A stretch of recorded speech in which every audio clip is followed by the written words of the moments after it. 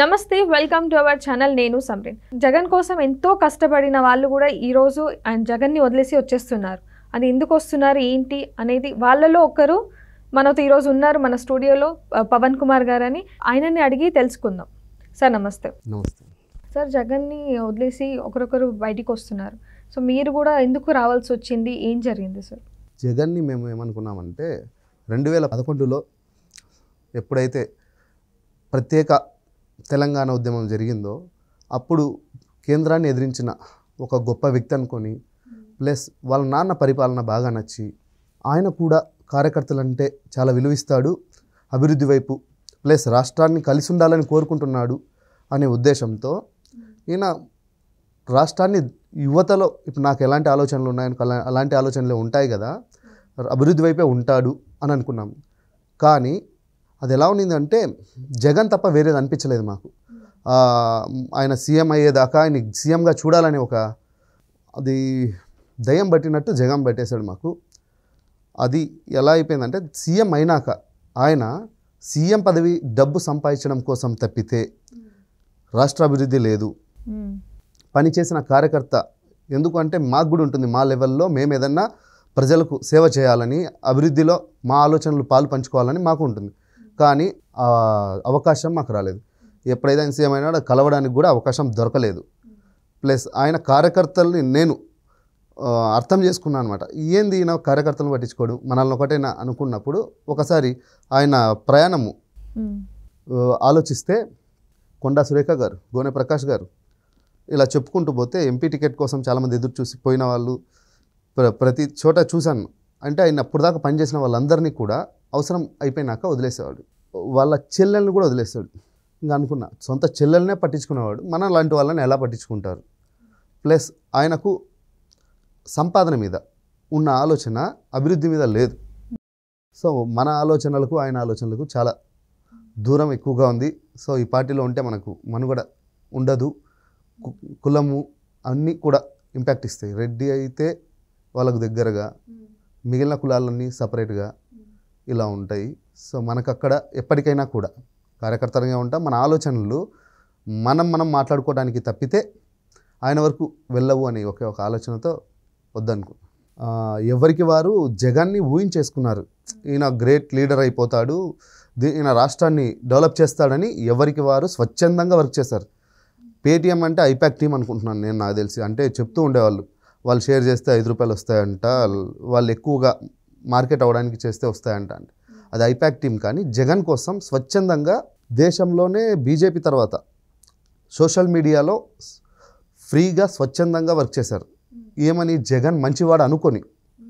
ఇప్పుడు మీడియా ఎవరైతే స్వచ్ఛందంగా వర్క్ చేశారో రాష్ట్రం గురించి ఆలోచించారు వాళ్ళు. అంటే ఈయన వస్తే బాగుంటుందని ఒక ఆలోచన వాళ్ళకి అనిపించింది. బట్ వచ్చాక వాళ్ళకి అర్థమైంది ఈయన వల్ల అభివృద్ధి కాదు కదా, అవినీతి అరాచకాలు ఎక్కువైతాయని అర్థమైపోయింది. ఎప్పుడు కూడా అందరికీ ఒకటే ఉంటుందన్నమాట, మంచివాడిని ఎంకరేజ్ చేస్తారు, అది ఎవరైనా కానీ. వీళ్ళకు అర్థమైపోయింది. వైఎస్ఆర్సీపీకి ఇంతకుముందు వర్క్ చేసిన ప్రతి ఒక్క కార్యకర్త స్వచ్ఛందంగా రాష్ట్రం మీద అభిమానంతోనే చేశారు.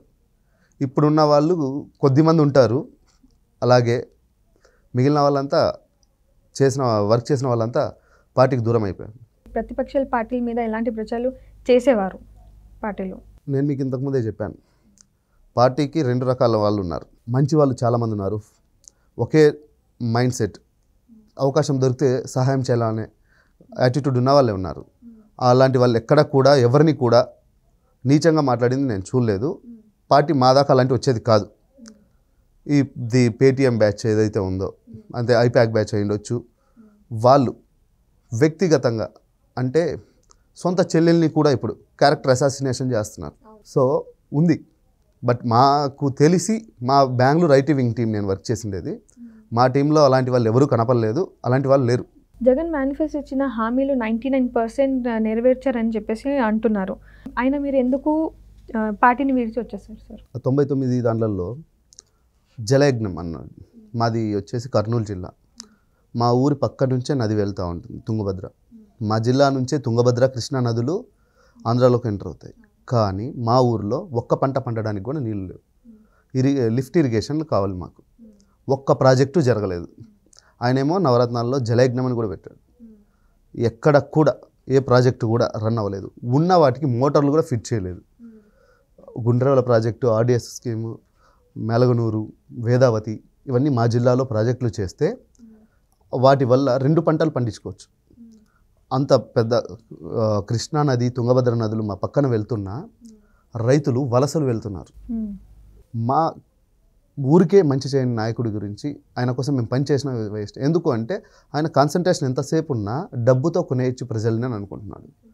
ఆయనకు ఆల్రెడీ మొన్న ఎమ్మెల్సీ ఎలక్షన్స్లో బుద్ధి చెప్పారు. ఏమని 3 ఎమ్మెల్సీలు టీడీపీకే ఇచ్చారు. ఈయన డబ్బులు పంచితే మేము ఓట్లు వేయమని చెప్పినా కూడా ఆయన కాన్సన్ట్రేషన్ పథకాలు దాన్ని సంక్షేమ పథకం అంటున్నాడు. సంక్షేమం అంటే పంట బాగా పండాలి, యువతకు ఉపాధి దొరకాలి, వాళ్ళ జీవన విధానము ఈ రోజుతో పోల్చుకుంటే రేపటికి చాలా బాగుండాలి.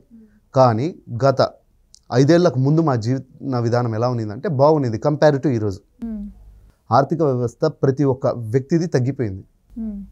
ఈ పోలవరం ప్రాజెక్ట్ అది ఫినిష్ చేయలేదు. అది ఫినిష్ చేసినా కూడా కృష్ణాకు, ప్రకాశంకి అక్కడి నుంచి నీళ్ళు వస్తే మా శ్రీశైలం దగ్గర మేము ఆపుకునేవాళ్ళం.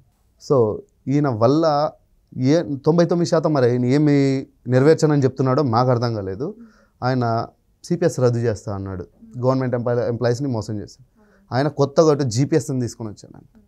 వ్యవస్థలో ఏమున్నాయో ఇంతకుముందు దాన్ని రన్ చేయాలి. పాత పద్ధతి ఇవ్వండి అని వాళ్ళు అడుగుతున్నా అది ఇవ్వట్లేదు. ఈయన ఏమి అనిపిస్తే అది. మనము చిన్నప్పుడు ఏదో వినేవాళ్ళం, తుగ్లక్ అని రాజధానులు మార్చుకుంటూ వెళ్ళేవాడంట. ఈయన అలాగే చేస్తున్నాడు. 3 రాజధానులు అనేసి మార్చుకుంటూ పోతుంది. సరే 3 రాజధానులు అన్నావు, కోర్టు కట్టడానికి ఎన్ని సంవత్సరాలు పడుతుంది? పార్లమెంట్ కట్టడానికి 920 కోట్లతో అద్భుతంగా కట్టారు కదా. 460 కోట్లు పెట్టి ప్యాలెస్ కట్టుకున్నావు. మరి మా కర్నూలు జిల్లాలో కోర్టు ఎక్కడ? సెక్రటరేట్ కట్టాలన్నావు. వైజాగ్లో రాజధాని షిఫ్ట్ అవుతుంది అన్నావు. 5 ఏళ్ళు అయిపోయింది, ఇంతవరకు అక్కడ రాలేదు. అమరావతిలో ఏమన్నా చేసావా? అన్ని వేల ఎకరాల భూమి ఉన్నింది, అద్భుతాలు చేయొచ్చు. ప్రజలకు, యువతకు ఆలోచనలు ఉంటాయి. అప్పుడప్పుడు ప్రజలతో మీటింగ్ పెట్టుకొని రాజశేఖర రెడ్డి కలవనిచ్చేవాడంట అందరినీ. చంద్రబాబు నాయుడు కూడా కలవనిచ్చేవాడంట. ఈయనని కలవడానికి ఎమ్మెల్యేలకు అవకాశం పోతే ప్రజలు ఎలా చెప్తారు? ఇచ్చిన హామీలలో అమ్మ ఒడి అనే దాని గురించి మాట్లాడుకుంటే అమ్మ ఒడి ఇస్తున్నారు, కానీ దేశంలోనే అక్షరాస్యతలో బీహార్లో పోటీ పడుతున్నాం మనం. చివరిలో మనం కేరళతో పోటీ పడాల్సింది. ఇలా జరుగుతుంది, అమ్మ ఒడి ఇస్తున్నాను అని చెప్తే, కానీ మనం చివరిలో ఉన్నాము అంటే దీని అర్థం ఏంటంటే అమ్మ ఒడి ఇస్తున్నాడు, పిల్లలు స్కూల్ వెళ్ళాలి కదా, అక్కడ టీచర్స్ లేరు. ఉన్న స్కూళ్ళని మెర్జ్ అనేసి కొన్ని గ్రామాల నుంచి ఇంకో దూరంగా పెడితే 10 సంవత్సరాల లోపల ఉన్న పిల్లలు వెళ్ళడానికి ట్రాన్స్పోర్టేషన్ ఉండదు. అమ్మ ఒడి ఇచ్చినావు, స్కూల్కి పెయింట్ వేసినావు, ఫర్నిచర్ కొన్నావు, అవి కమిషన్ల కోసం చేసిండొచ్చు. కానీ అమ్మ ఒడి వల్ల అక్షరాస్యత ఎందుకు పెరగలేదు అంటే టీచర్స్ని తీసుకోవాలి. డిఎస్సి నోటిఫికేషన్ 5 సంవత్సరాలు అయిపోయింది, ఇప్పుడు లేదు. ఎలక్షన్స్ స్టార్ట్ అవుతున్నాయని ఇప్పుడు నోటిఫికేషన్ అంటాడు. జనాలు అయితే పిచ్చివాళ్ళు కాదు. ఇది నోటిఫికేషన్ ఇచ్చినంత మాత్రం రిక్రూట్ చేస్తాడని గ్యారంటీ లేదు. నమ్మి మోసం చేసే దానిలో జగన్మోహన్ రెడ్డి ముందుంటాడు. అది ప్రజల్ని కావచ్చు, కార్యకర్తలని కావచ్చు, ఇంట్లో వాళ్ళని కావచ్చు, అందరినీ నమ్మించి మోసం దాంట్లో జగన్ ముందున్నాడు. ఇంకా వైఎస్ఆర్సీపీ పార్టీలో కార్యకర్తలు ప్రతి ఒక్కరికి రాజకీయం అంటే ఇష్టం ఉండి సర్వీస్ చేయాలని వచ్చింటారు. ఏ పార్టీలో అయినా అధికారం వస్తానే కార్యకర్తలు వాళ్ళకు ఒక ఇమేజ్ ఫీల్ అవుతారు, నేను హెల్ప్ చేస్తున్నా, నన్ను అడుగుతున్నారు అని. కానీ నాకు తెలిసి ప్రపంచంలో ఏ పార్టీ కార్యకర్త కూడా అధికారం వచ్చినాక అవమానం జరిగిండేది అంటే ఒక వైఎస్ఆర్సీపీ కార్యకర్తకే. యూజ్ అండ్ త్రో చేయడంలో జగన్మోహన్ రెడ్డికి మించిన వాళ్ళు లేరు.